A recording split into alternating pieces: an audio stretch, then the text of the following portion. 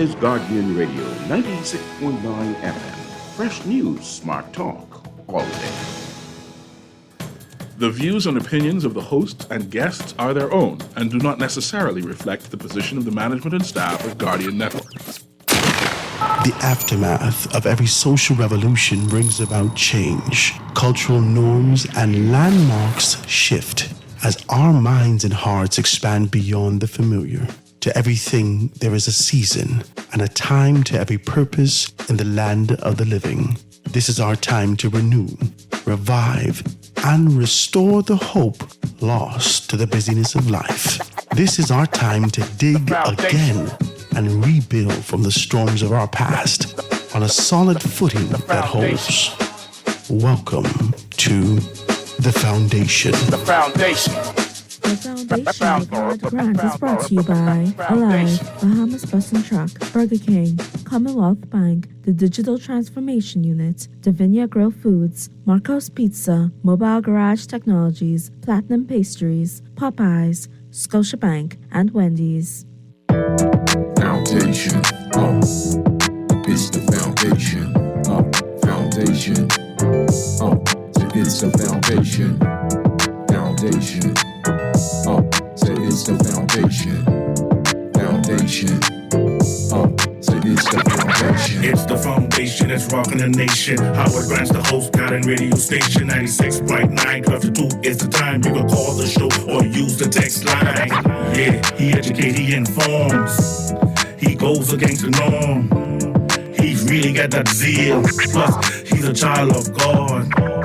Foundation, it's the foundation, foundation, it's the foundation, foundation, it's the foundation, foundation, it's the foundation. Good afternoon, ladies and gentlemen. This is 96.9 FM Radio. Howard Grant in your company, The Foundation, on this beautiful Monday morning, live and in full effect in the city, wherever you are out there listening in. I say good afternoon to you. Hope you're doing well. It is a beautiful day. Absolutely gorgeous day. So happy to be in your company. Monday, April 17th, to all those persons celebrating a birthday, I say happy birthday to you. Happy birthday to you. Hope you're having a good time today. Is so happy, always grateful to be in the land of the living, out here, just being able to do our thing. In existence. Talk to me. I mean, just want to be very clear with you. I feel alive. I feel alive. I mean, for the past week and a half, I feel dead, but I definitely felt, under the weather, man. Talk to me. You got these children coughing in your face. They won't kiss. They want to kiss. All these things. But I feel good now. The bug is I still feel sort of the residue thereof. But, it's very important that we're always acknowledging the fact that, as human beings, we go through these trials, these ups, these downs. But it's important that we endure and continue to be able to push forward. Guys, the line's going to be open today. I want you guys to give me a call and let's talk about some stuff. Some things are happening socially that's absolutely blowing my mind. I want to talk about that. Make sure you pick up your newspaper. The double blow, family in shock as a mother and daughter are found dead. They're found dead. And if you're anything like me, it kind of blew your mind to see these particular things. And then I recognize that every time we find ourselves in this sort of a position and having conversations, heated arguments, right? What we say, heated fellowship, where we find ourselves in that. Do we give consideration to what's happening around us? I want to talk about this. I haven't seen there to be significant conversations from the clergy, from the cloth of the country to talk about these particular things and really bringing it to the forefront. I mean, not the casual from your pulpit position, but being able to be perched up nationally to say that this is a position. Howard, why are you always hitting on the church? Because if it comes to morality, integrity, and the strength of who we are from a traditional standpoint, this was the mark. The church has always been that sort of a pillar that we can look to, that we can lean on, and we can expect them to give us the morality. Thus saith the Lord in this particular course and direction, right? And not that I'm trying to revive that for the church. It's just that we got to be able to point it out when we see it. We can't have this kind of a social conversation that relentlessly looks at the politicians and those that secure our borders and our communities and expect there to be a change in those areas. We can't do that. There has to be a point where we look at the moral code and the gene of who we are from the church perspective and trying to figure out where you guys are, where you are in that perspective. What's your position on these particular things? There's too much happening out here. There's too much. We are in shambles as a society. We are. Economically, spiritually, emotionally, and otherwise. We are in shambles. We do our best to try to hold it together and give the appearance that we're doing well. We do our best. But do we have that sort of a support that fortifies our position, that encourages us? Are we only hitting church as a rhythm, as a part of the routine to be able to check off our list when we stand before the Father, for those of us in this particular faith? When we stand before the Father and we could check, well, Lord, I was going to church, but no transformation.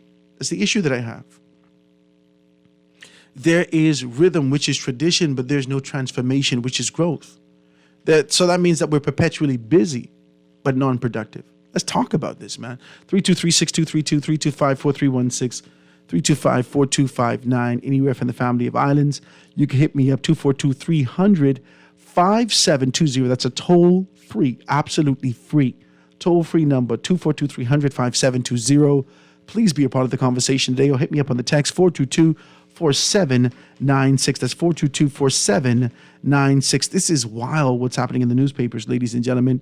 And, I just want you guys to be able to talk about that. Let's talk about this also. Population is up. The preliminary results of the Bahamas 2022 census shows that the country's total population grew by more than 47,000 people in the last 10 years, with an increased migration helping to drive the growth. The results show that the total estimated population of the Bahamas stands at 399,314, with 192,544 males and 206,770 females in 2010. When the last census was done, the population was 351,461. Included in this count were all the persons who, on April 4th, were residents of the Bahamas, regardless of their legal status, the report reads. Therefore, all immigrants, legal and irregular, were counted. Persons serving in the diplomat corps and individuals studying abroad were also included in the count. According to the numbers, there were 53,062 births and 29,000 deaths between 2010 and 2022. Between 2000 and 2010 were 53,000 births and 18,223 deaths. Guys, please pick up the papers and look at these particular things. This leads to this sort of a position, this relentless position and conversation that we continue to be able to expand on as it relates to immigration. Let's just be very clear about this. What is happening in our country? I pondered over the weekend that text that I got. And I don't know whether or not you do the constructive criticism internally to find out whether or not you're in the corpse or in the kind of position to move towards growth and development that you're called to. I don't know if you do that. I do that, right? I do that. I kind of scrutinize my position. It's periodic. I think it's for the purposes of purging, to understand where we are. So I kind of ask myself questions. I don't necessarily answer the questions, but I ask myself these questions, right? And in asking myself these questions, I try to deduce myself and really give the contrast to where I am in comparison to where I was maybe a year ago, maybe 10 years ago, wherever I am. And I do it personally, and I do it from a national standpoint. Since the inception of the show from January, I think we started on the 11th, from January 11th, I have continuously asked myself the question as to what are we doing here? Is it just for the purposes of entertainment? Is it just for the purposes of being able to fill a space, a time, a void in your life? Is it just for the purposes of deflection from your regular routine on a day-to-day basis? Or do we have an objective? Is there a desire to be able to see some significant reformation? And then I contrast that to the question as to whether or not talk show hosts of the past has invoked this sort of change in our minds that make us move in a particular direction. Is that what I'm here for? Is that what I'm to do? I ask these questions, and not necessarily for the wider audience, but for myself. And in asking these questions, I always look at the grander objective of who we are as a society. I've become, I don't want to say frustrated. I think you could hear in my language that I desire to see a change in the country. My cousin and I'm sure he's listening, from California, had, we grew up together. We started at ground zero together. We started off in 8 Mile Rock together. We had great aspirations to move in a particular direction. So we know he's doing well in California. We're doing our best here in the country.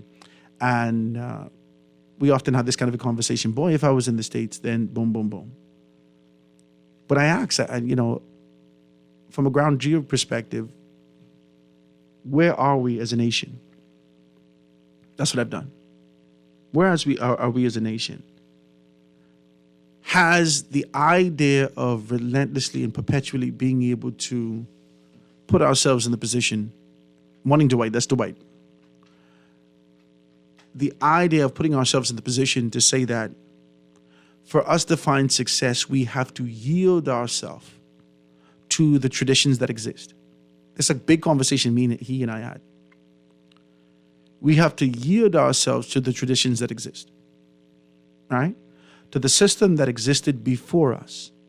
We have to find ourselves perpetually bowing and genuflecting and puckering up. Let's just be decent, right? Let's be decent. For the sake of this conversation, let's be decent. For us to find success, our feet are webbed and our lips are relentlessly puckered to give a kiss to those that hold the seat of power, for us to find ourselves incrementally moving towards whatever these dreams are that we have.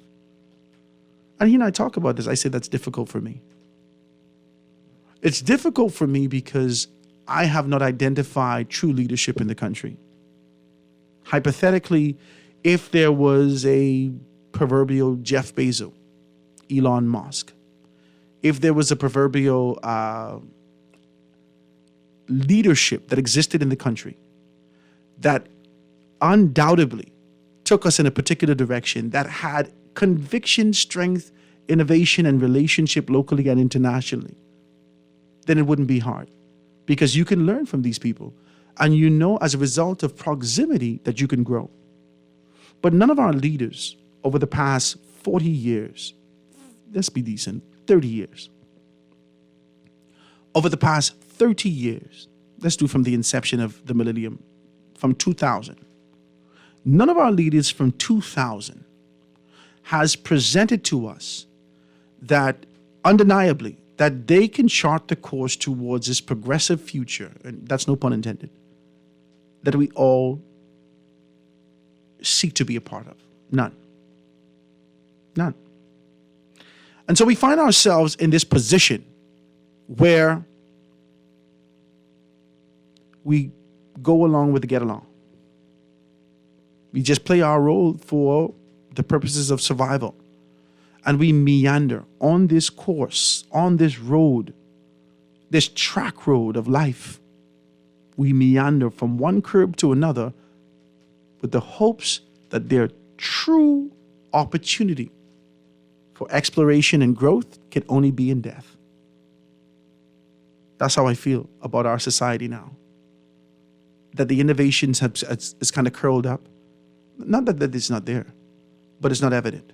That we have to continue to be able to dig for these proverbial gems. When we look in the newspapers,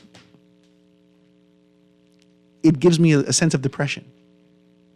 I swim through the papers looking for an opportunity that says that there's something different that's happening locally. And every single day, it's more of the exact same thing. How do we change that? How do we change that? How do we change our position and our convictions? This is why I talk about the church. Because that can only come through transformation. And there needs to be more teaching about transformation that is both spiritual and mental. The only way that we can be able to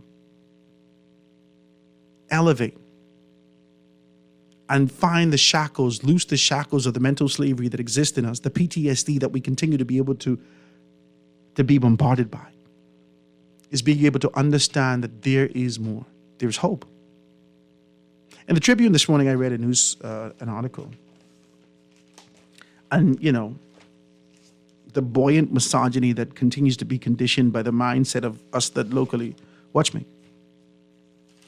This sort of misogyny that we was taught caused me to chuckle, and then I had to cut it off. I had to cut off this chuckle and dive deeper into the conversation, deeper into the story, I'm sorry. And I'm reading it. This Tribune this morning says the MP raped and assaulted me. Woman says that the politician choked her and said that he would kill her family, the entire family. And then she goes on to talk about, she says, now they didn't identify her. They only called her Jane Roll, right? And they did not name the member of parliament, right? Yeah, but simple mathematics could identify these particular people. It's just simple. We're on the radio to kind of deduce who it is. Between math and what's up, we can figure it out. But I'm reading the story, and an incredible newspaper that can be able to provide us with this information.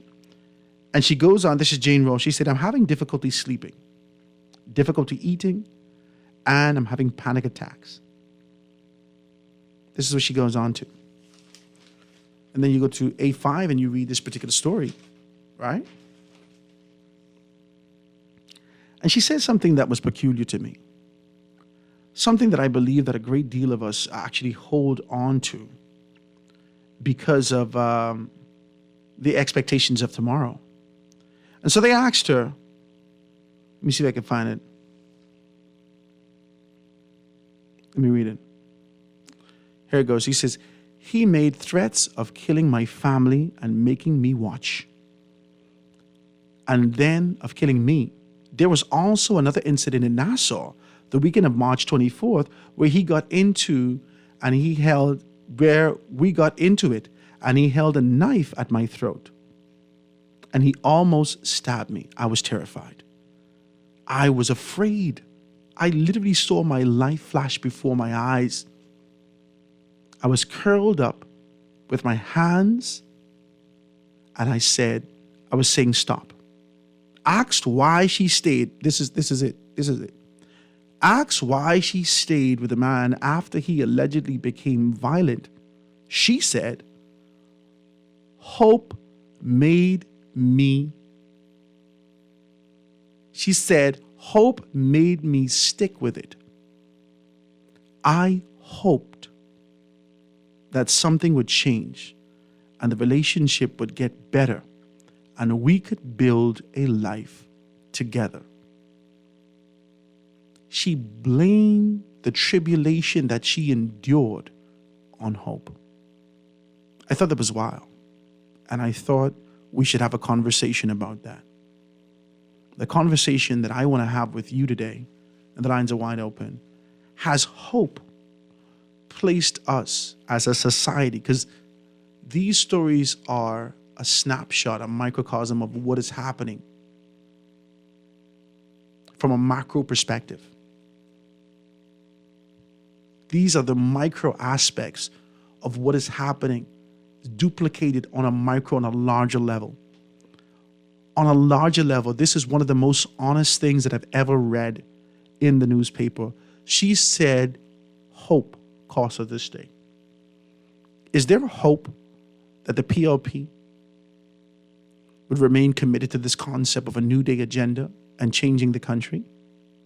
Is there hope that the FNM can get some things together and they can be able to take us out of this tribulation that we endure, this economic crunch that we continue to be able to endure, this lack of creativity? Is there hope?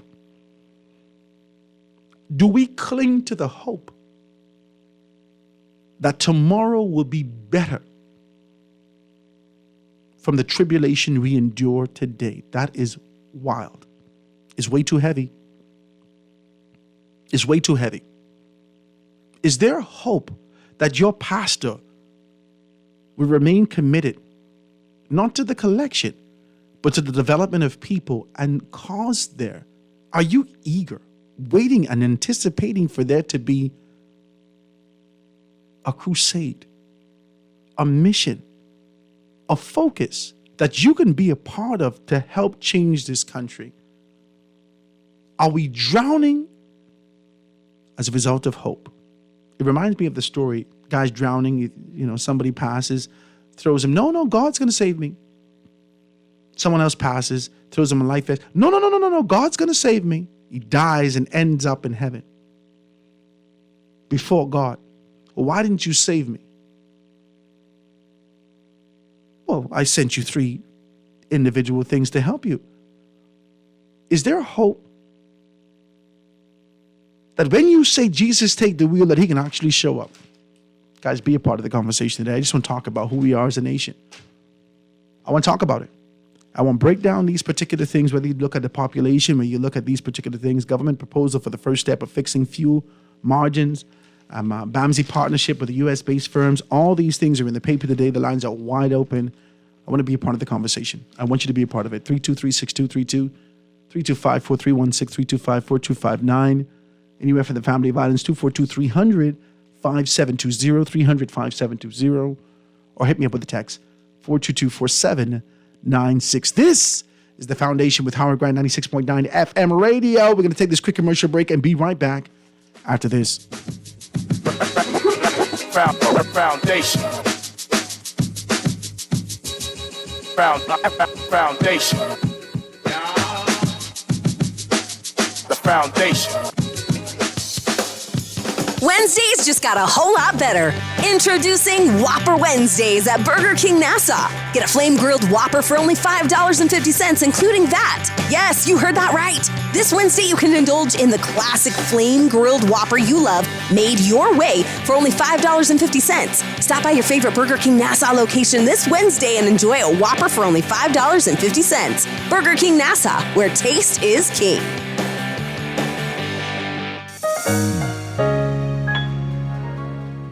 Tired of paying too many bills and loan payments each month? Shrink your monthly debt payments down to one easy payment with our debt consolidation loan. It also has a built-in savings that pays you 5% interest. Inquire about our debt consolidation loans today. Call 356-7764.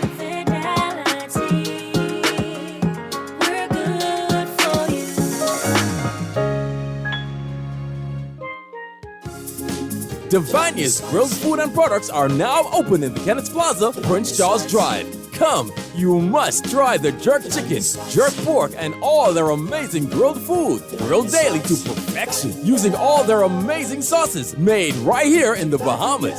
Divania's, grilling good food for life. Call or WhatsApp Divania's today at 817-4468.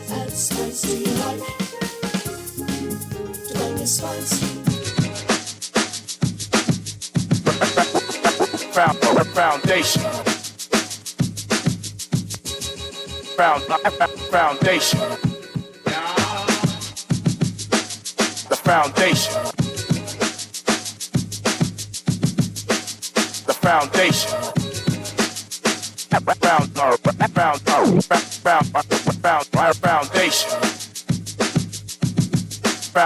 Foundation.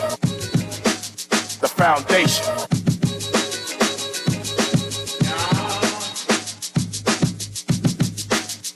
foundation.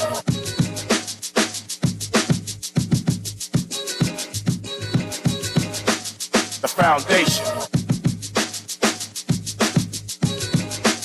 The foundation. The foundation.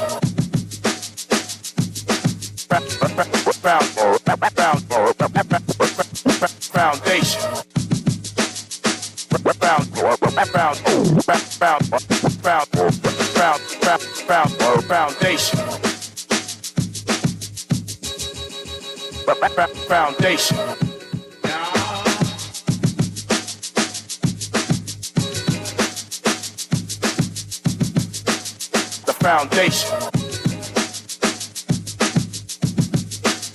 The foundation.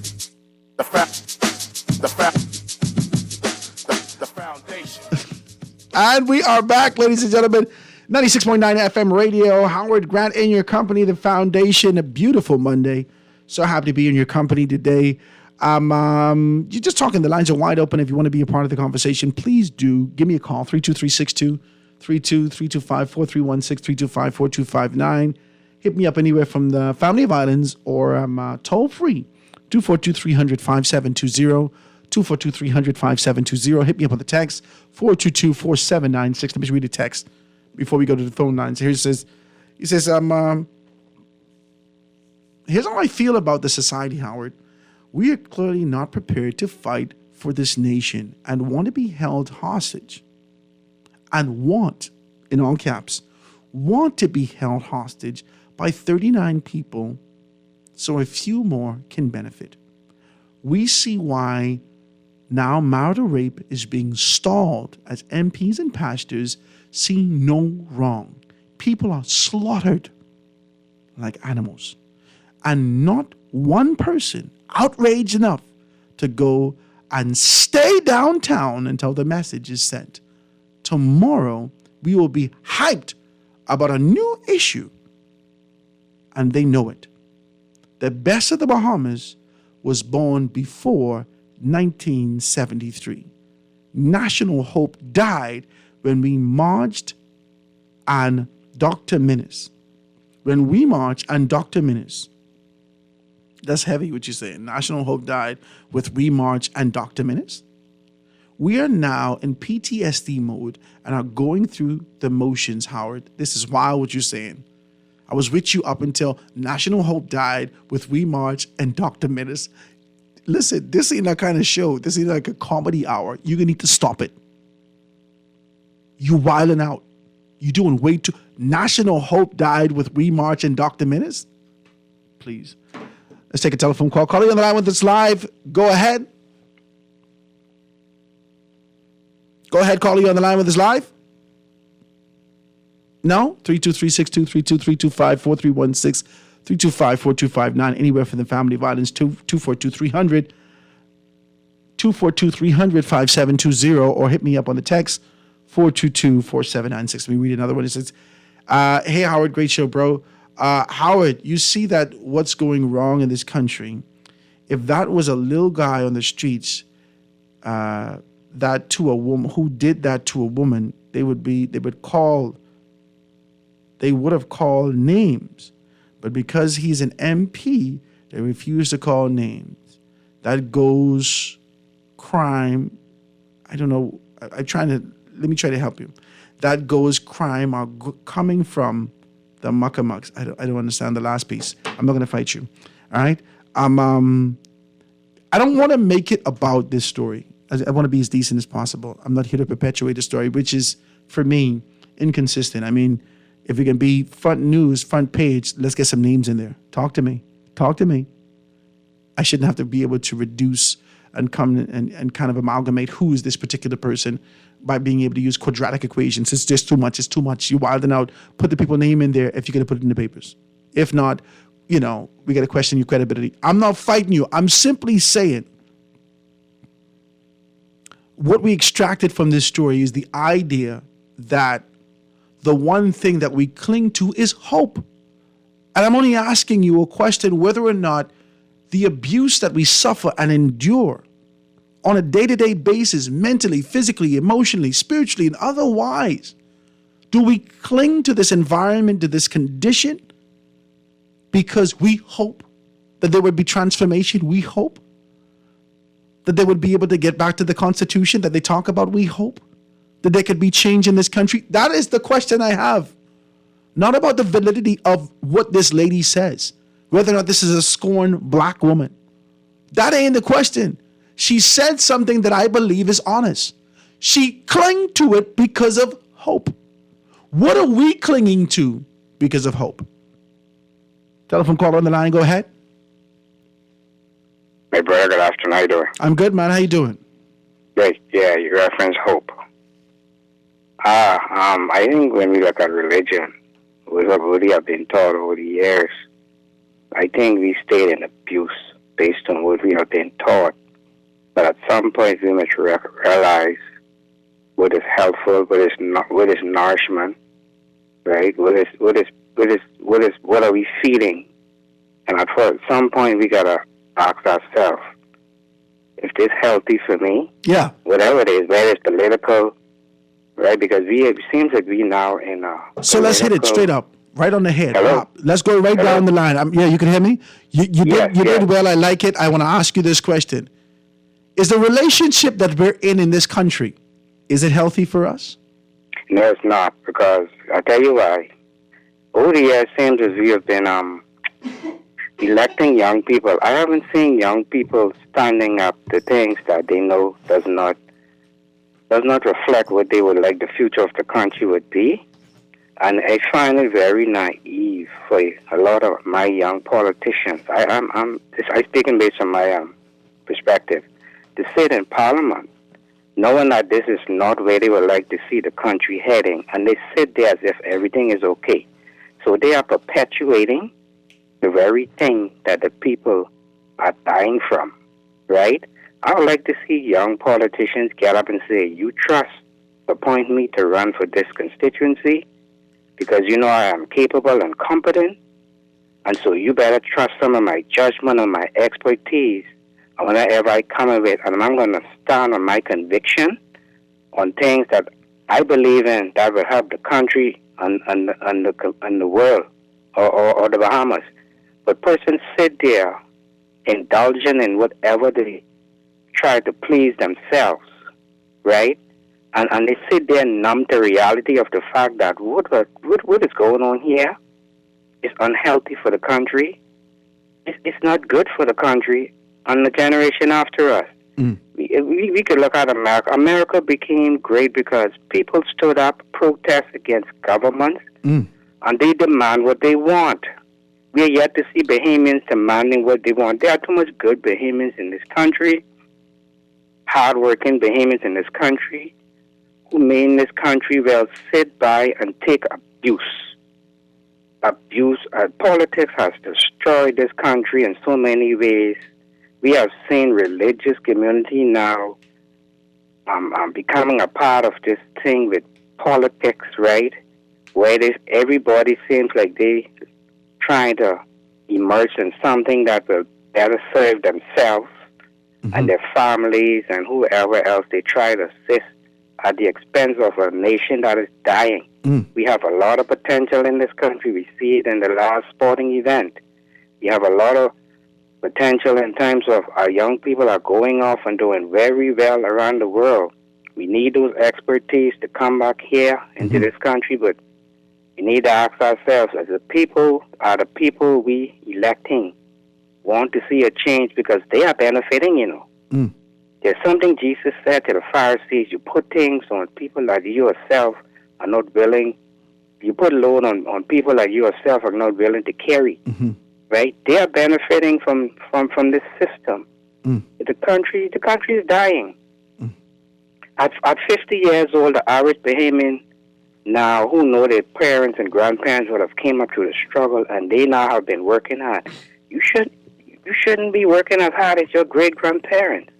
You know, at 60, you should not still be waiting on pension to survive off. But you show not in the Bahamas. You got less to show for it. Many of us have less to show for it at 50 years old in comparison to our forefathers. Yes, my grandparents, they run a guest house, man. They accomplish more with less. Wow. right? Yeah. They accomplish more with less because we grew up on what it is. We need to redefine what family is to date compared to what our grandparents and great-grandparents consider what is family. I like this, my brother. Yeah. I appreciate it, man. Thank you so much. I like this. I like your contribution. I like it. I feel like it always goes back to family. Is that the foundation? Does it always go back to community? Always goes back to family? Always goes back to sort of a faith, a hope that we had for the greater development of who we are as a nation, right? I had a wonderful conversation. I mean, I'm telling you, I had a wonderful conversation with and I text myself. A couple of people actually said, "Howard, you got to give me a shout out." So I'm going to read your shout outs in a couple of minutes. But I had a great conversation on Friday. As a married man, so I don't get to go out much. Like I don't go in the bars and so forth and so on. My hangout spot is the barbershop, right? And it's kind of weird. Can I say that? It's kind of weird. It is. Sometimes I find myself just going in the barbershop, hanging out, and to have a good conversation with some of the guys who come in and out. I like that. I enjoy that. That's, as I get a little older, that's, sort of my entertainment. That's what I do. And Saturday, my wife gave me time off. Talk to me. Somebody give God praise. Give a shout for me. Amen. My wife gave me time off, right? She said, okay, you can go, right? I said, okay, thank you. Praise God, right? I felt free, right? So I sat in the barbershop. I had nowhere to go. What am I going to do? It's literally, I just got a haircut. I'm good. I sat in the barbershop. And I met some folks in the barbershop and just talking about our society, how we've been developed, some of the issues that we've gone through, the tribulation, and every one of these concepts and ideas come up. And men, a cross-section of young and older men having conversations about the fact that the foundation starts with family, the foundation starts with community. And they're not necessarily articulating it like that, but the way that they speak, it always goes back to that. It always goes back to, and then you could contrast it. You can look at our now, right? And our inability to be able to afford a piece of property and our inability to be able to kind of reach some of the things that we've done, our lack of community. There isn't this sort of contribution for the greater good and pushing of who we are as a people. It's all about what you can do for yourself, what you could do, every man for himself and God for us all. That's sort of the mindset that exists now. But if we look back 40, 50 years ago, our grandmothers and grandfathers with less education had much more than we have. If we didn't talk tangible, yeah, we may have all this articulation, understanding of the English language, some experiences we know about different cultures globally, but many of us can't be able to quantify that and show from a tangible perspective that we have something, we have a piece of the rock. It's frustrating. And I know the exception will give us a call and say, Howard, but all you got to do is this. That's the exception. But the rule is, this is sort of the course that many of us trod until death do us part. This is what we've been married to. And we're hoping that we have a quote unquote proverbial mediator that can change some of that for us. That's our politicians, that's our leadership. And it has not happened. I can take this last telephone call and then I'm going to go to a break. Calling on the line, was this live? Go ahead. Howard, how you doing? I'm good. I always hear that saying, more with less. Yeah. I'd like to do more with more. I'd like to change that mindset into thinking that Bahamians have plenty and are wealthy. See, because the truth is, we should be doing more than our forefathers. We created 10 millionaires in 50 years, and they control a lot of resources, and I won't mention it. How about... Graham, you gone. I sure you got your phone paid for. Call me back after the break. We can be able to talk about these things, right? So this is good afternoon, Howard. I was wondering whether or not your show was on Spotify like the others in Guardian. I'll ask Dwight, but if the others on Guardian are, then Howard is definitely like that. But if not, you can still check me out, GuardianTalkRadio.com, GuardianTalkRadio.com. You can be able to pick up the information from there, and we can be able to do it. Now, what we're going to do is take this quick commercial break, get to news, and get back to the conversation. The lines are wide open today. You know, I told you that we had a great guest that was coming through. Something happened over the weekend, and they had to kind of make an emergency trip. So please forgive me for that. We're going to be able to kind of push back that conversation and bring that to you this week. We have the slate laid out this week to have great conversations with great people. So I'm excited about that. We're going to take this quick commercial break and be right back. 96.9 FM Radio, The Foundation. Howard Grant. Going to be right back. Take the news. Be right back after this. Foundation. Foundation. The foundation. The foundation. Foundation. Foundation.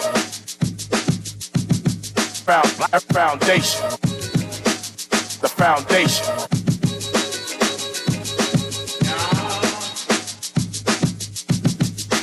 The foundation. The foundation.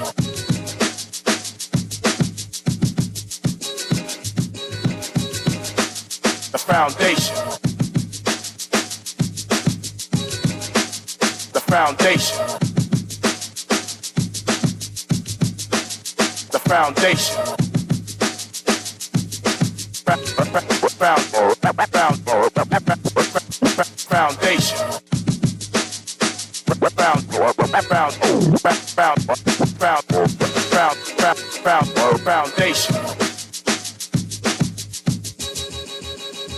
Foundation. The Foundation. We'll be back right after this.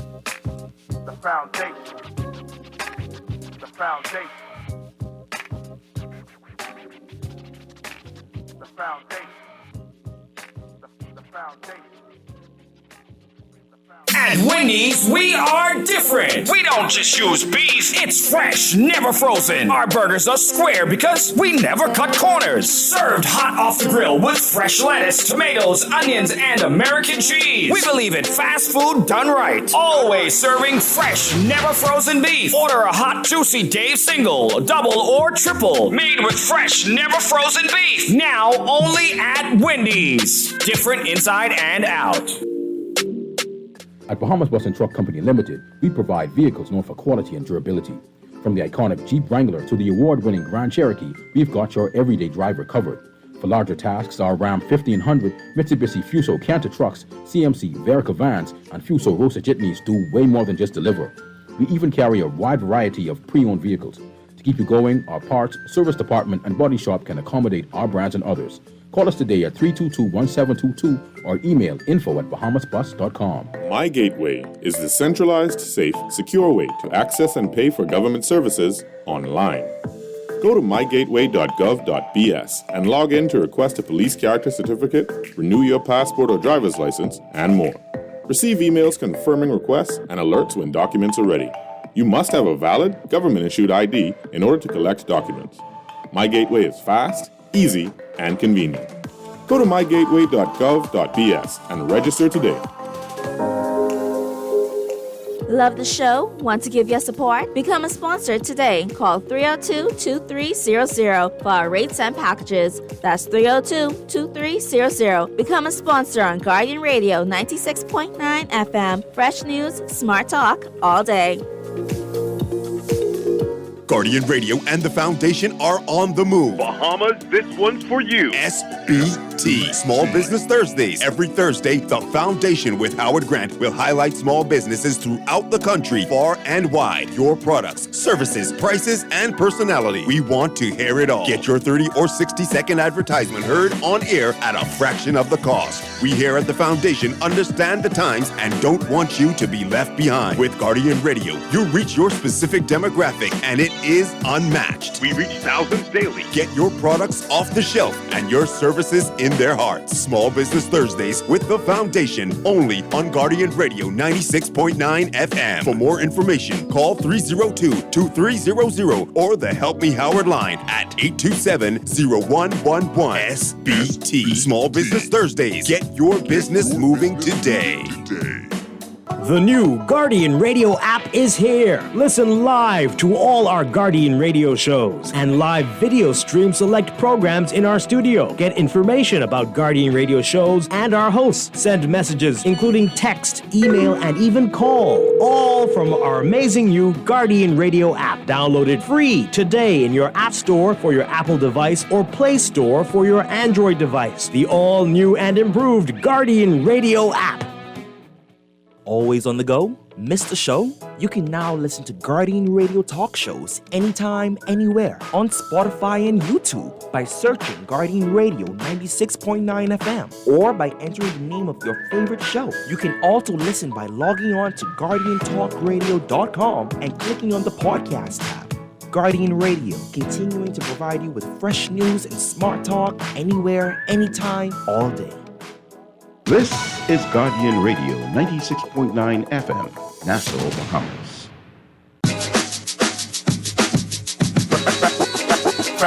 Foundation.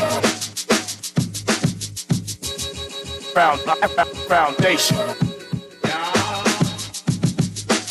The foundation.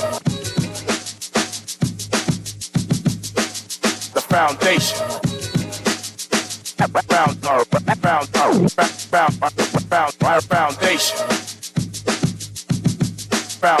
Foundation. The foundation.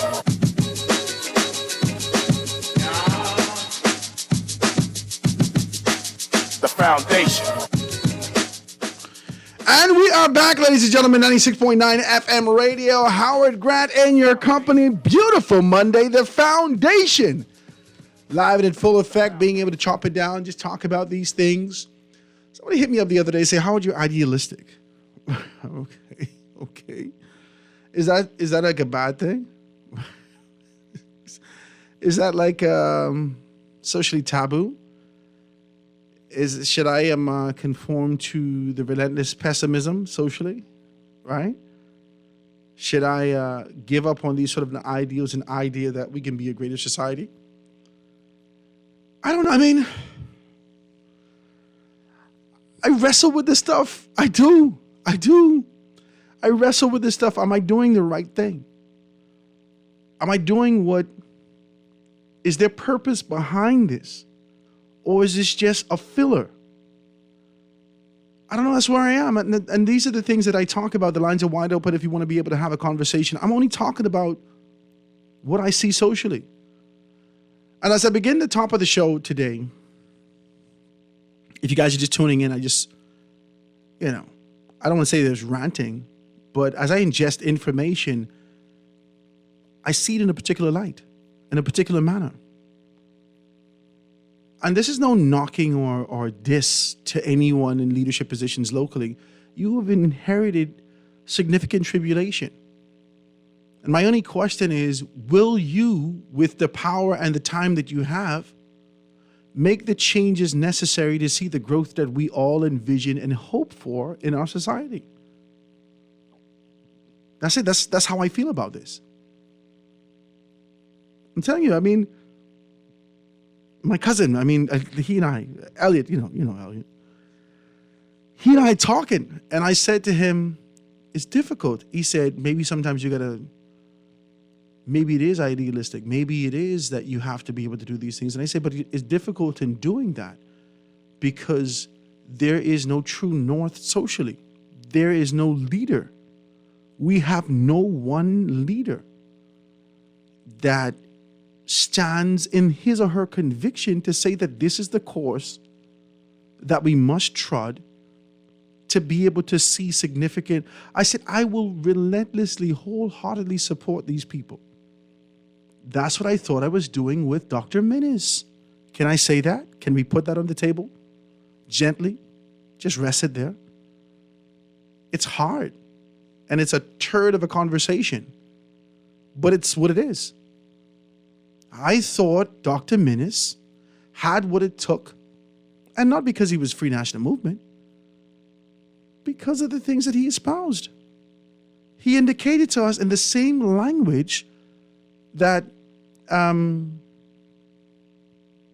we heard come from Donald Trump. I am not a politician. I'm not a politician. You can trust me to make the decisions for the people. You can trust me to make the decisions that can be able to lead this country out of the tribulation that we've endured for very long. I am not a politician. And the lie detector test determined to be that was a lie. And this is where we are.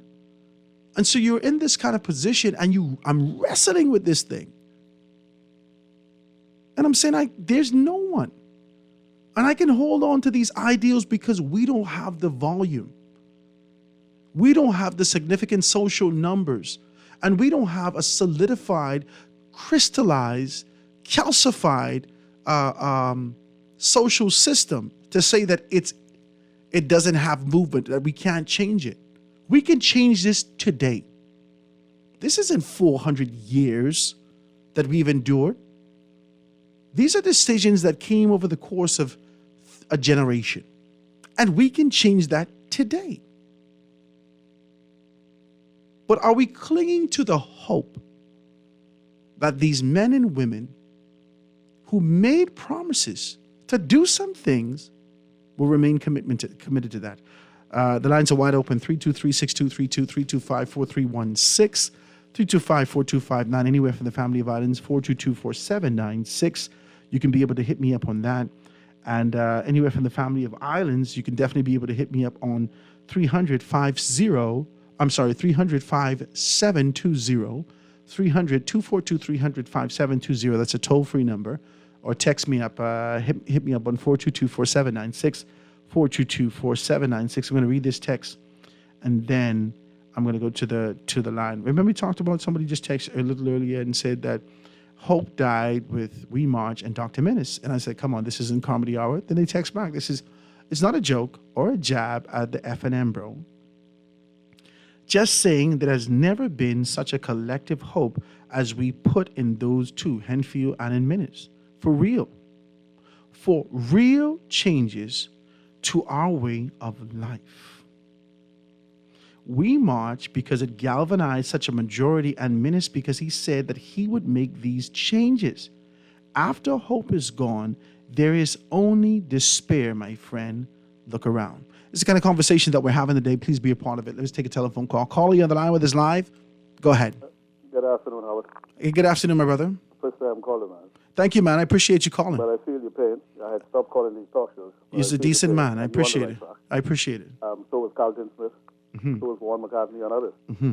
You're on the way to success. But this country will be fighting for. Does not exist, my brother. Mm. And why do you think that is? That's my take for the day. So why do you think that is? Why do you think that these things, these ideas that we have? The average behavior does not exist. Wow.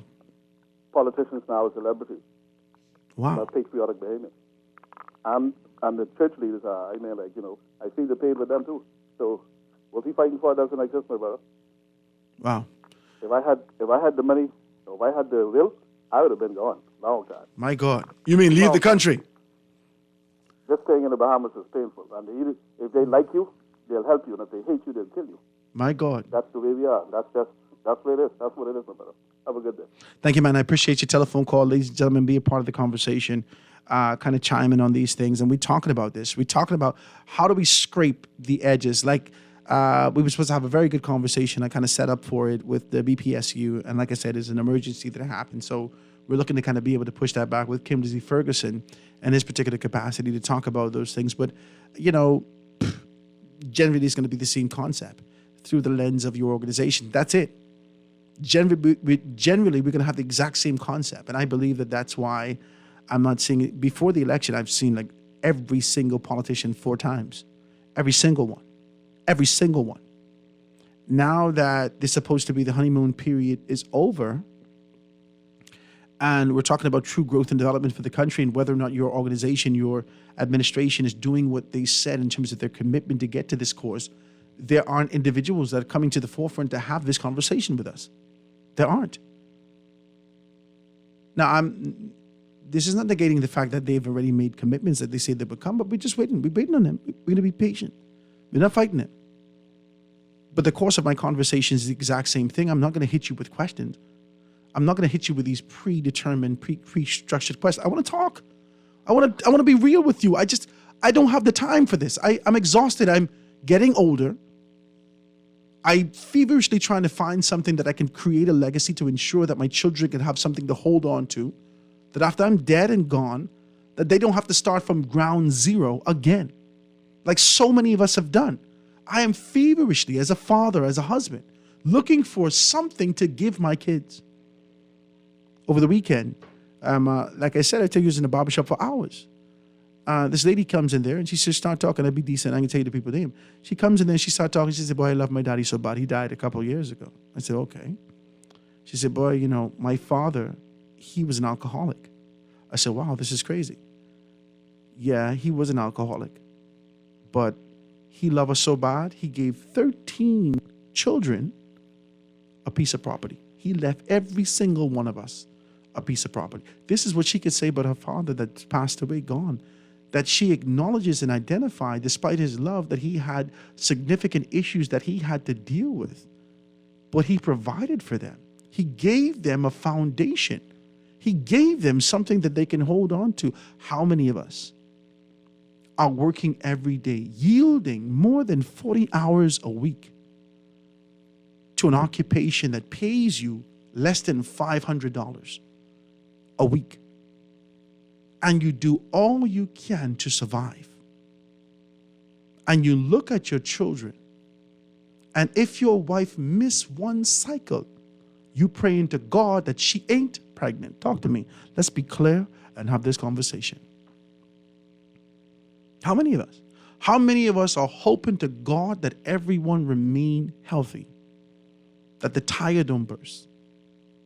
How many of us are saying, my God, this teeth in the back of my mouth gonna have to be able to hold on because I ain't got the money? How many of us are out here surviving and hoping to get to the next day with relentless prayer and eager for a word from God? You would take your last bit of change and put it on the altar because you are eager for there to be a change in your life and you want to hear it from God.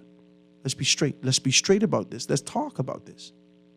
How many of us find ourselves in that position and we look at our children and pray to God that our children don't have to go through that?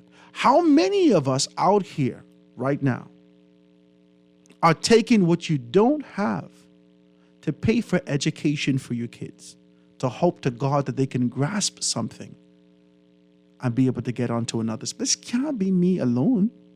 This can't only be me. Stop it. Who we lying to? This can't only be me. It's 399,314 of us. 399,314. We ain't even 400,000 strong. We're spending $2 billion annually in the United States of America, online, all over, money loose like a goose. And we still can't be able to leave a legacy for our kids. Why? We can't. We're not changing this country by being able to be committed to an idea of hope that doesn't feed us. We're not. And so maybe I am idealistic. Maybe I am kind of wrapped up in this kind of an idea that we can be better, but I believe we can. I believe it. I believe that laziness, lackadaisicalness, and sheer corruption has caused us to be able to be nestled in this position of contentment. Corruption. And those of us who wield influence, social influence, would convince you to retain this lackadaisical position so they could continue to feed themselves and their families. And will have the gall, talk to me, they will have the gall to say to you, child, my son say he ain't coming back from Canada. You look me in my eye. You live off the purse of the government for years. Educate your children. And you have the guts to tell me that they ain't never coming back. While I got to call every MP I know with humility and ask them, hey man, what's happening, man? All is well? Listen, man, I was looking for an opportunity for Junior. Yeah, man, you think you can help me? Yeah, man, whatever you give him, that'd be good. That's where we are. Whilst we've empowered these people who are taking the talent out of this country, extracting it, excavating it, and we're standing here. Come on, man, let's talk about the thing. When are we going to change? There's a call on the line? No? Let me see if I can be able to read this text. It says 50 years of failure, invasion, corruption, murder, rape, and slavery is what we should celebrate. Look at the heads. For all these failing systems, commissioner, government, etc., they don't care about rape or women. It depends on who you are. Government full of criminals. Let's take a telephone call. Calling you on the line with us live. Go ahead. Yeah, good afternoon, Mr. Howard Grant. Good afternoon, my brother. What's happening with you? Yeah, man. You know, Howard, to be honest with you, right? Enough respect, you know. Not just for the ZNS debacle, right? You know when you make the joke about ZNS, right? Yeah. Enough respect. But listen, man, you know, Howard, you are a man of substance, you know, my brother. And, you know, to be honest with you, I sit and I listen to you articulate yourself. And so you're so multifaceted in your agenda and discussions, right? You tell it's hard for someone to, like, avoid calling in. You see, you know, everybody's different. Some people, they're afraid to talk, and I don't know what else they're afraid to do, right? But the ostracization of the human people is so overwhelming, right? Until it's a problem to speak out. But here is what's going on, right? Mm-hmm. The 5-year idealists, right? The politicians, right? Mm-hmm. Who seems to be, you know, they have all the idealistic agendas every 5 years, right, Howard? Mm-hmm. The question, everybody has the answer, but the problem remains the same. And the reason why the problem remains the same is because the politicians don't care. I listened to the gentleman who called, who said if he had the money, he would leave, because we know the type of money you need to really pack up and leave and settle someplace else. Mm-hmm. You know, your friends and other places. But the thing is, at my age, Howard, you know, I'm not the only person close to 60 with young children, right? Mm-hmm. You understand? Yeah. So I think about them, Howard, okay? Now, the word of the day is meandering. You know, I love that word, but coupled or compounding the meandering, right, Howard, is the inertia, the political inertia, PLP and FNM, the equation, the equilibrium, whatever words one want to play with, okay? Mm-hmm. And, you know, I'm very disillusioned, and I'm feeling, you know, I'm watching the country slowly meander away from democracy, right?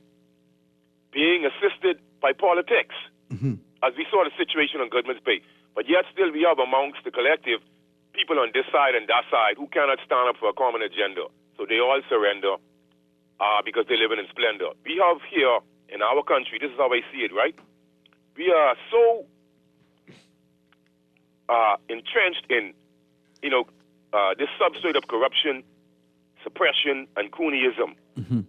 all right, along with the political buffoonery paradigm, mm-hmm. you know, and our schools are not safe for our children. You saw the little clip the other day with the school children saying what they're up against. 90% of them have to carry weapons. Howard, come on, Howard. Listen to me. We could talk about private school all we want, all right? In this era of taxpaying and heightened tax payment, right? The government is, most of us don't even have the level of consciousness to see that the poor people carry the most burden. Yeah. When you have a rich person, they pay a permit to come in with their yachts. I don't know, it's fishing permits, whatever. Somebody from the paradigm could call and just clear it up. But this is a permit that they pay to come in 6 months, 3 months, etc., whatever, and then they pay a fee and they cruise around the Bahamas and they do all these things. No one is policing them. You understand what I'm saying? Everything comes down to the Bahamian people. And even on the United States report, one of the integral things that was said was no proper housing infrastructure in the shanty towns and no policing. But we didn't hear that. So the question then becomes, why is nobody reverberating that? No policing in the shanty towns. So that means there's no issue with national security here. Only national security for the Bahamian people would moving around normal within the generalized society. So then the fact that you don't have no policing in the shanty town, that means two things to me. I don't need no one to tell me what to think. It means that it is intentional, and they've been giving directives not to police these shanty towns, okay? Yeah, man. All right? And then it cannot mean, I should say, that the police are afraid to go into these shanty towns. So we have to stop being naive in our thoughts. You know, like you say, going along just to get along, and we expect for the country to be strong. That can't work. You see, I could write poetry, you know, but I think that's the best thing for me to do to get people to listen to me because, you know, let me just finish this. We're not safe in our schools. Our children are not safe in our schools, okay? And we're not safe in the hospital. I mean, not safe on the streets. I mean, not safe in our homes. So where are we safe, Howard? Nobody is fighting the native Bahamian agenda. We sit and we listen to the deification, let me see now, the lionization of politicians, right? To the detriment of the country. Hold on. And that ain't Lion. That ain't lionization. That ain't they're becoming stronger. That's lion. We always can make a joke, but man, you need to keep it up. You know, the thing is, I appreciate you, my brother. I know you have children, you have a lot of children, and you just give me the see, like when I listen to people, man, I have young children, man. You know, I can't let my son go to no government school, man. No. I mean, my daughter. Not in a bad way. You didn't see the video on social Not in a media. bad way. I can't do it. God knows I can't do it. I can't do it. I appreciate your telephone call, my brother. Always appreciate it. No, I see. Listen, man, I come from a position where I want more for my kids. I want to be a father. I want to be a father. And I'm steadily chasing after, I believe, perfection in this kind of a fatherhood journey. You should see me. After I discipline my kids, sometimes I apologize to them. I ain't mean to do that. I really want to do that. All right? After I do these particular things, because in my mind, I had set up how I wanted to be a father. When I would get cut up as a young child, I promised God I can do this, and this. I said I can do this better than my daddy. I can do this, I can be a better husband. I can do this, I can do that. I like these examples. I can be a better husband than my uncle. I can do this, I can do that. I plan out my life based upon the examples that I've had when I was a child. And so as I grow and I recognize that society is shifting away from sort of the traditional culture that we expected and saw, I say to myself, I can't send my children to 8 Mile Rock High School. Though it was good for me, the environment shifted significantly. Do I send my kids to expecting them to come out like me? This is wild. I can't do it. I can't necessarily afford to send my kids. I got a bunch. I got to pay for every one of them to go to school. My God, I need 7 more jobs. But I got to be able to do what I can because I believe in them. That's why I'm working for them. That's what we're working for. Let's take the next telephone call. Caller, you on the line with us live. Go ahead. Hey, Howard. Hey, what's happening, my brother? Everything good? Hey, back in the day when I used to go to school, I used to go to government school, too, man. And we had plenty trouble doing it. Yeah. But now these kids, back when we used to fight with rocking ball and this and that, but these kids, you say they out, boy, they ain't have no love now. They won't shoot you? I never seen nothing like this in my life. They teach you anything. I mean, you can tell a teacher nothing. When I tell a teacher something, I look. When my mother come, I get one hit me on my head right in the class, and she sneak up on me. My God. But be awesome. This is a serious time, Howard. But Howard, see the thing with it, right? Tell me this: the people every 5 years. How in the world we could get swing every 5 years? It ain't that we getting swing. That's how I started off. I don't think we getting swing. I don't think the wife who's abused by her husband, whether it be as a result of an external affair, whether it is as a result of alcoholism or drug abuse or I don't think that she's getting swung. I think that she hopes and clings on to that one memory that she had. That charm that the fella had at the forefront, and he was courting her when he was, man, listen, baby, let me just bite you on your elbow. Come here, baby. She clings to that.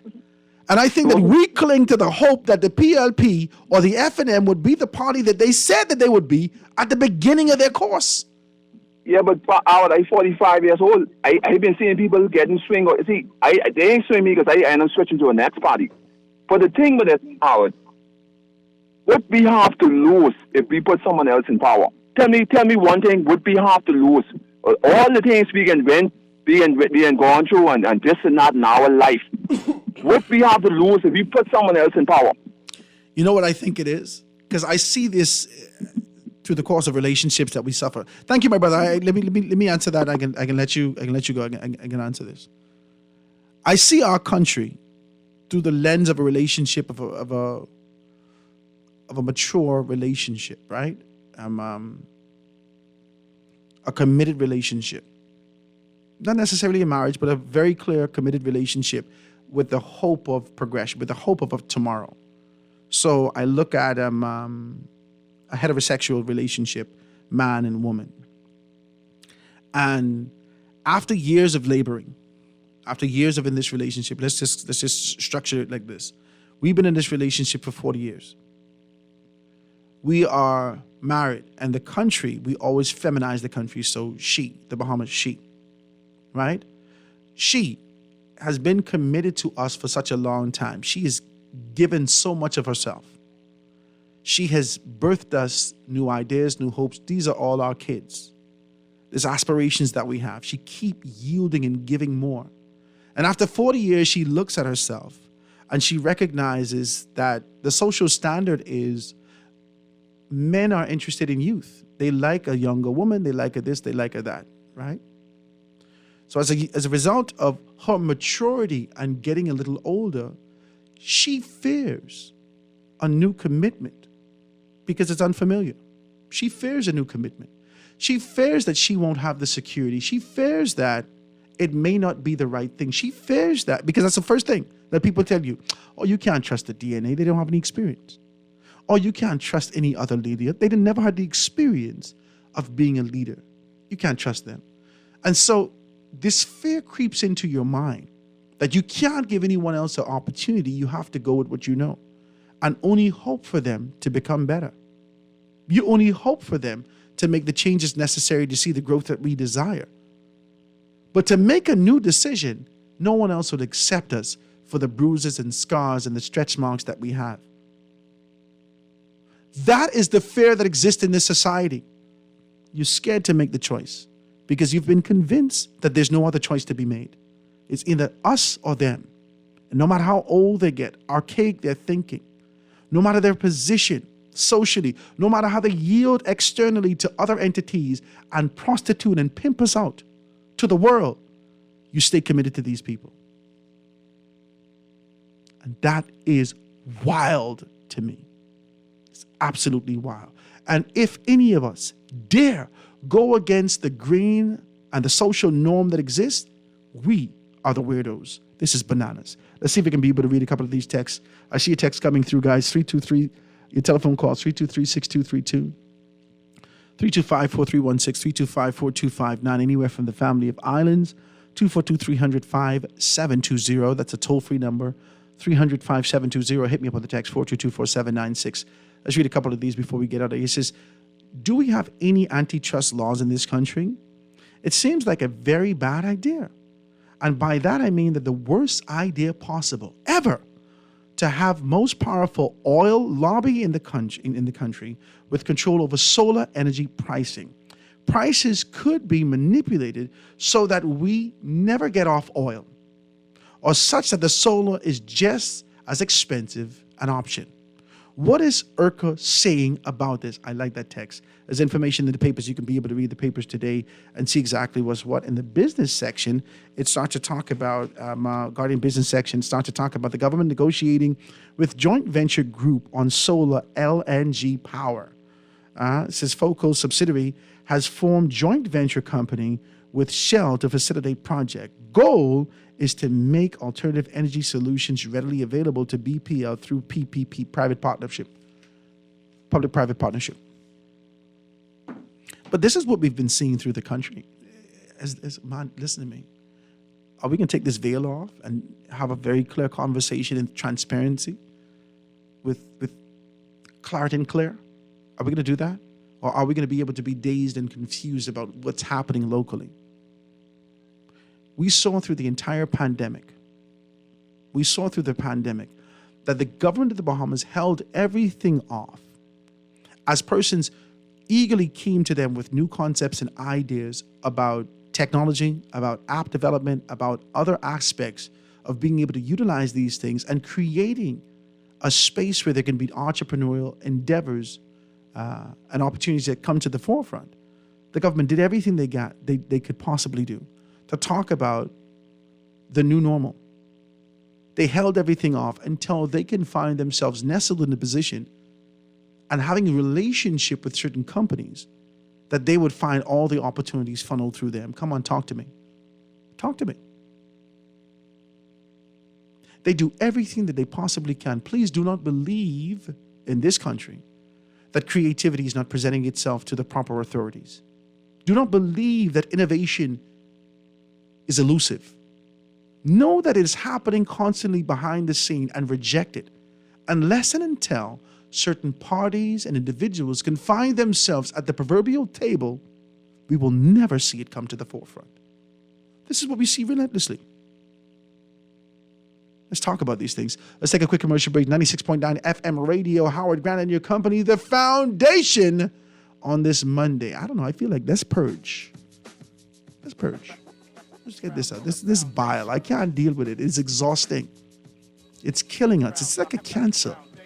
And unless and until we put this out in the ethos, into the atmosphere, we cannot change this. This is one of those proverbial fears that we must face for it to become better. We got to face this corruption head on. We got to face this complacency head on. We got to face these things for the change that we seek to find. Let's do that thing, guys. Take this quick commercial break and be right back after this.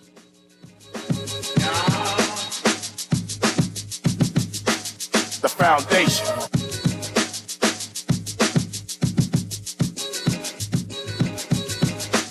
The foundation. We'll be back right after this. The foundation. The foundation. The foundation. The foundation. Tired of banks forcing you to use technology to bank the way they want you to? Your convenience is important. So no matter what your banking needs, Commonwealth Bank's friendly staff are always available in branch for that personal one-on-one service. But when you choose technology, our online and mobile banking app offers you state-of-the-art functionality. The choice is yours. Commonwealth Bank. Bank the way you want. Guardian Radio and the Foundation are on the move. Bahamas, this one's for you. SBT, Small Business Thursdays. Every Thursday, the Foundation with Howard Grant will highlight small businesses throughout the country, far and wide. Your products, services, prices, and personality. We want to hear it all. Get your 30 or 60-second advertisement heard on air at a fraction of the cost. We here at the Foundation understand the times and don't want you to be left behind. With Guardian Radio, you reach your specific demographic and it is unmatched. We reach thousands daily. Get your products off the shelf and your services in their hearts. Small Business Thursdays with the Foundation, only on Guardian Radio 96.9 FM. For more information, call 302-2300 or the Help Me Howard line at 827-0111. SBT. Small Business Thursdays. Get your business moving today. At Bahamas Bus and Truck Company Limited, we provide vehicles known for quality and durability. From the iconic Jeep Wrangler to the award-winning Grand Cherokee, we've got your everyday driver covered. For larger tasks, our Ram 1500, Mitsubishi Fuso Canter trucks, CMC Verica vans, and Fuso Rosa jitneys do way more than just deliver. We even carry a wide variety of pre-owned vehicles. To keep you going, our parts, service department, and body shop can accommodate our brands and others. Call us today at 322-1722 or email info@bahamasbus.com. This is Guardian Radio 96.9 FM. Fresh news, smart talk, all day.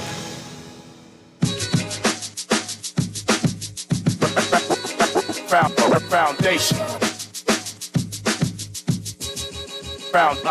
Foundation. The foundation.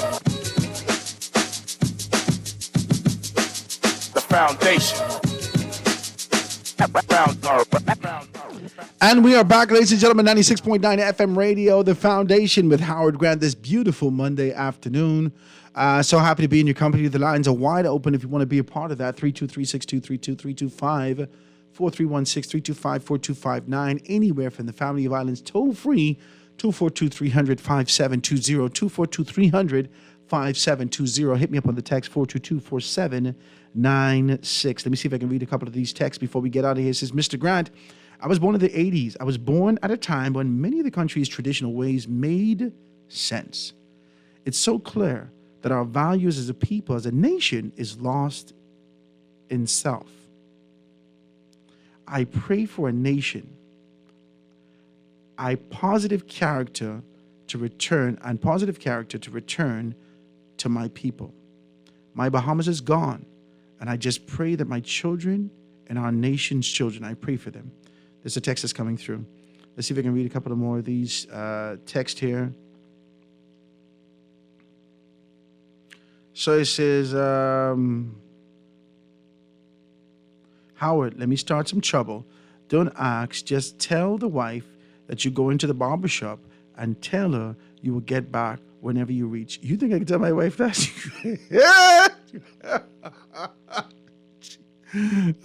She'd be right in the truck with me. I said, where you going? I going to get a shape up too. I can't tell a woman that. Oh, Jesus, you want me to get killed? So it says, Howard, you're not alone. There's a text that's coming through, right? It says, governments that encourage creativity and creates opportunities for the masses to succeed end up becoming wealthy countries, whereas governments who reserve opportunities for their friends and families and lovers remain stagnant. Hope becomes a rare commodity. The idea that a few people without the consultation of the masses can succeed is hubris. Society can be linked to a game where the players aren't taught the rules, which will guarantee that they and their descendants remain failures. There's some text is coming through. It says, tell your loved ones. I'm sorry, I suppose that's one of the BTC or something, right? Yeah, tell your loved ones that's BTC something, right?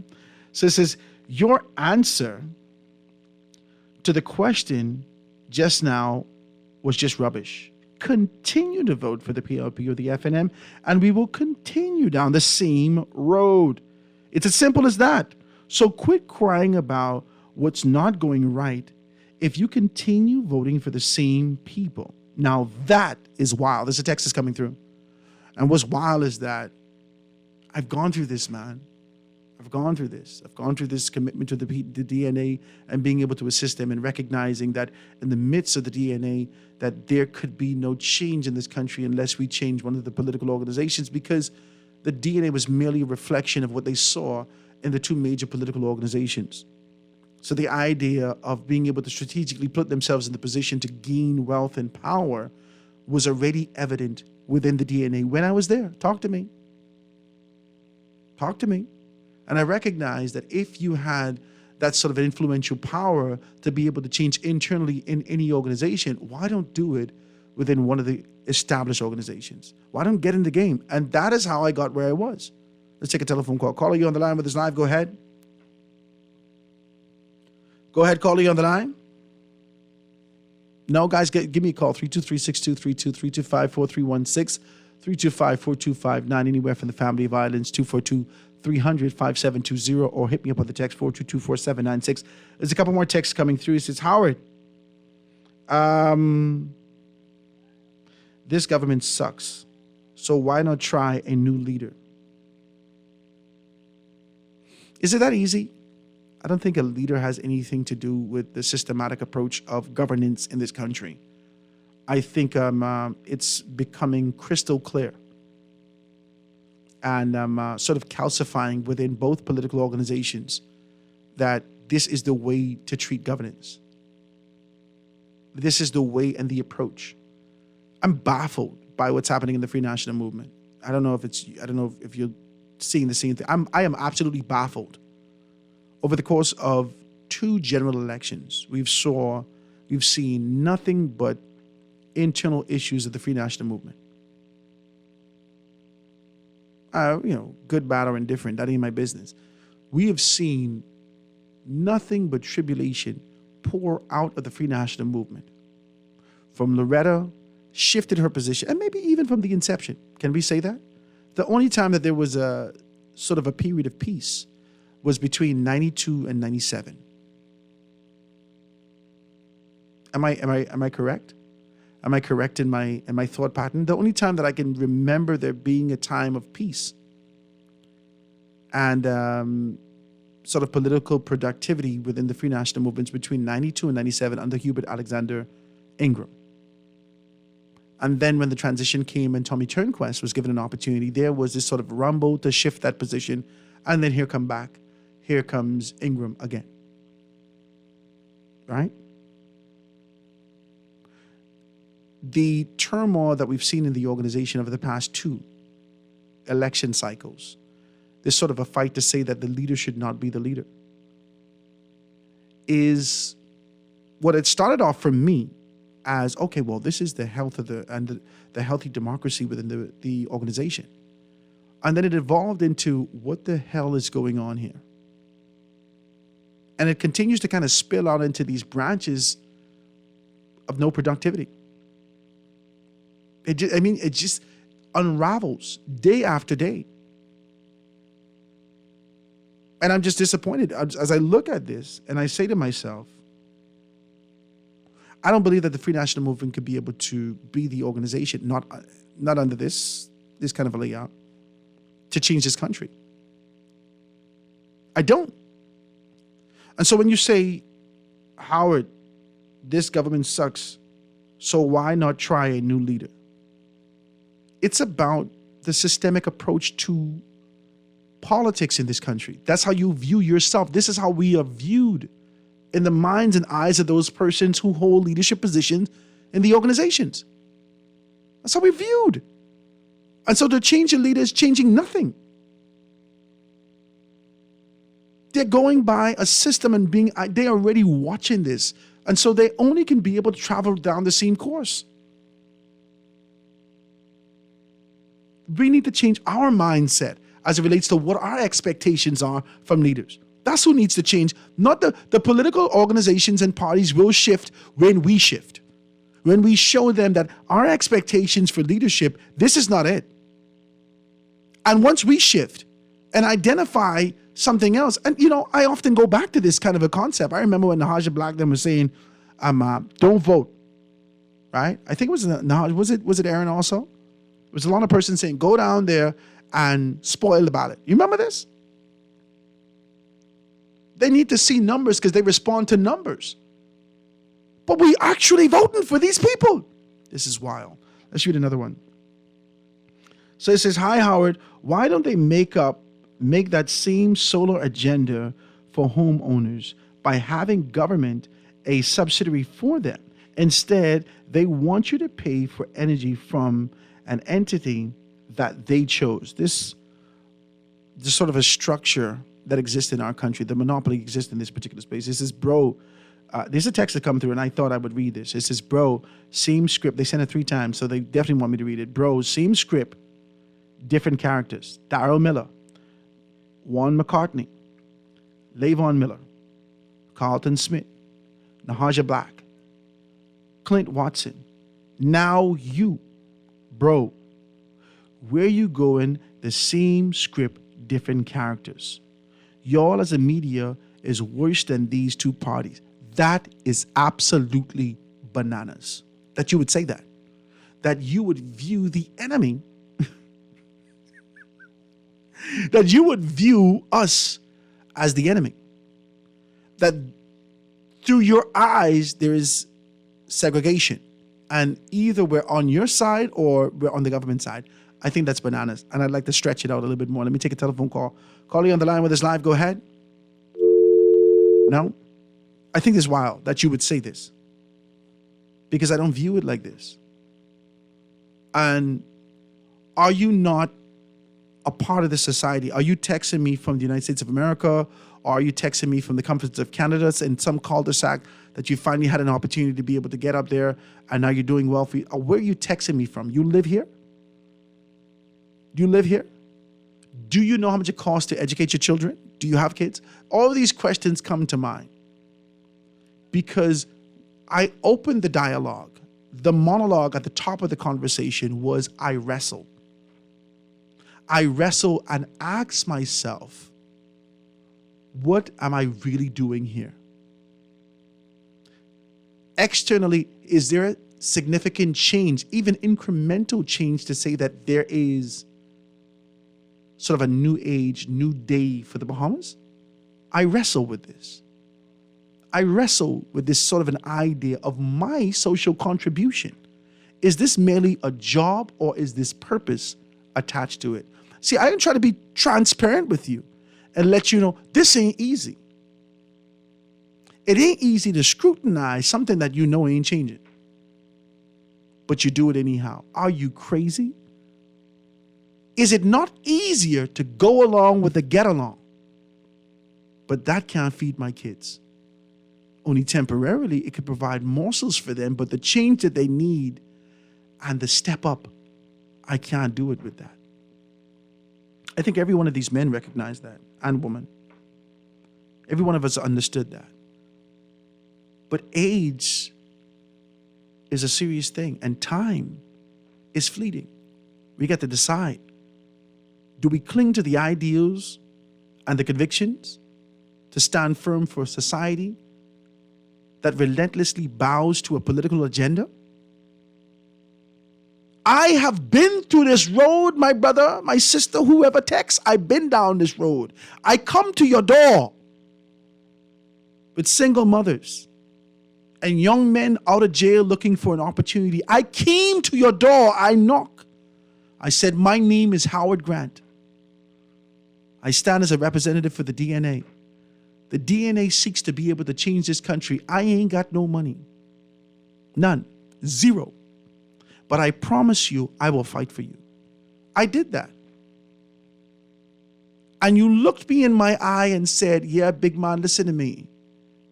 I hear what you're saying, right? But if you want me to vote for you, you got to give me $100. I've been down this road. You can't tell me. What are we fighting for in this country? Should I create a proverbial bunker and save myself? Or do we continue to be able to fight till the end? That's all I ask. And if I'm fighting, who else fighting out there? Because I know the Father said to me that there is always a remnant. Where's the remnant? Telephone call on the line. Go ahead. Hello, what I do? I'm good, man. Turn your radio down for 2 seconds. I turn it off, buddy. What's happening with you? Man, I've been down that road with you too. I was going to run, like I tell you, in Beantown. Mm-hmm. I told the people the plans I had for Beantown. They rejected me, so I went and ran in Golden Gate. And I went to people's houses just like you, and they tell me, yeah, we need to change, we need to change, we need to change. Walk through Beantown, and the same thing happened to me. Oh, I can remember clearly. I was at our office on Blue Hill Road, and I got a phone call from Harrison Mucci, was the leader of the party at the time that I joined. Mm-hmm. And he said that the gentleman in Golden Gates needs to see you. He wants to campaign with you and this and that and the next. Mm-hmm. So I went to see the gentleman, and the gentleman told me the same thing. His light is off and all of this is off. And I said, sir, I can't help you because I don't want to buy your vote. I need you to trust me that I could do a better job than these guys are doing. You know, the guy told me, plain, but if you can't help me, I can't help you. Mm-hmm. And that's the fight basically throughout this country. They want change, but are they willing to stand for it and fight for it? Mm. They would rather sell their vote. And I've known of other people who gave people money and they still didn't vote for them. Mm.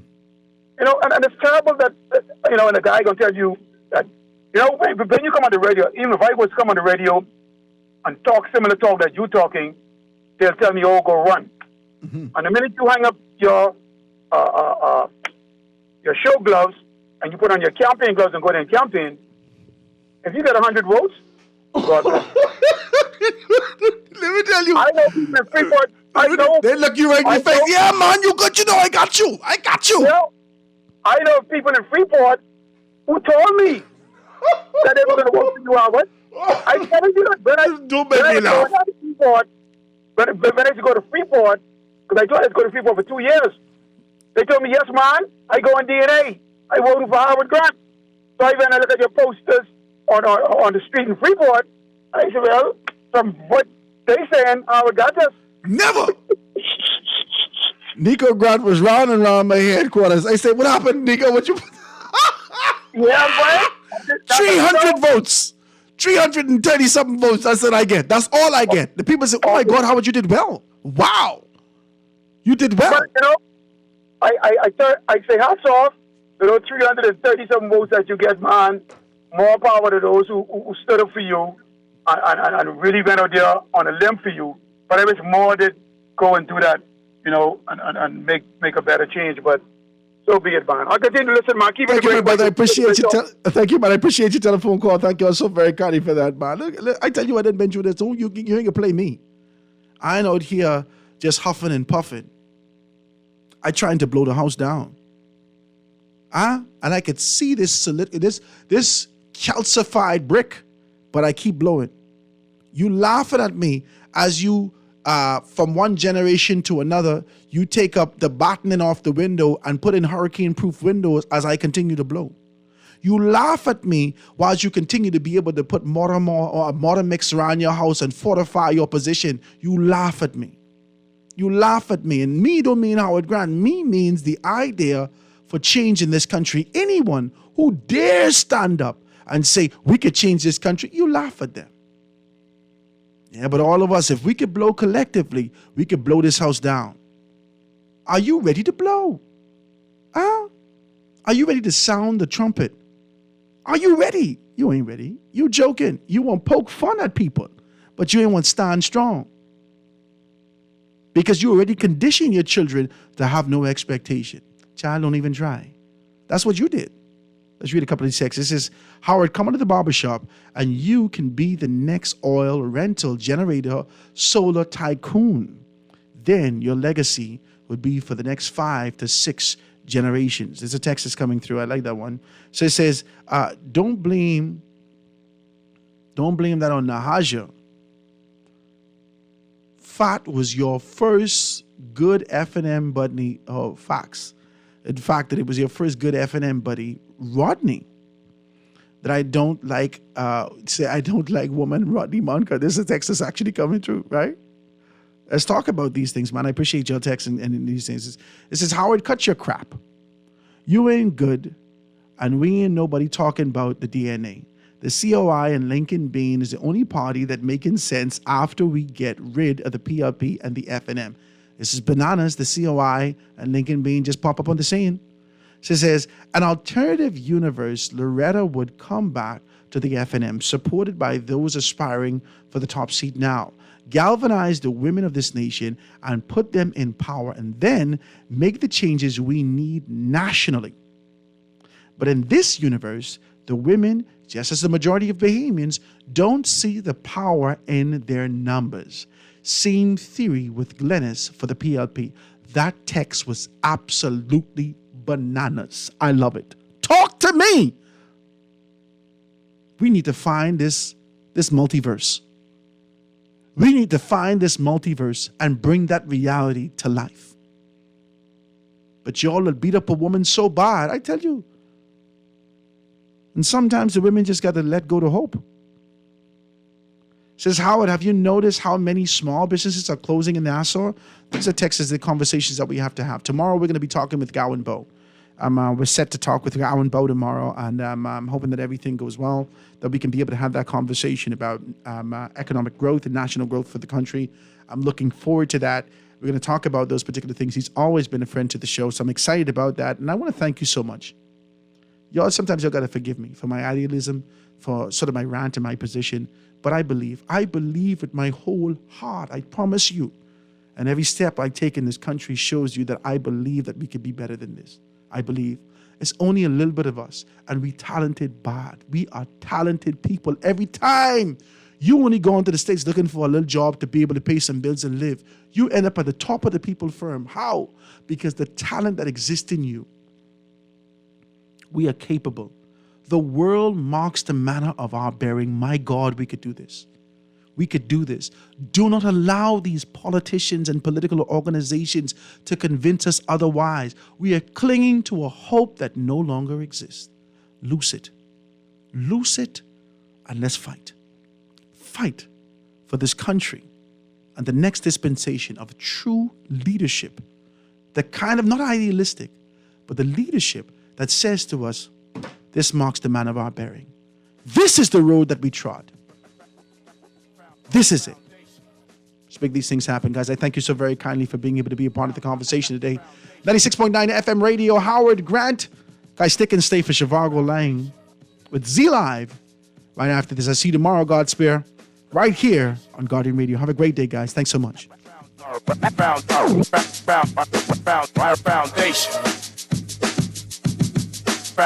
Foundation. The foundation.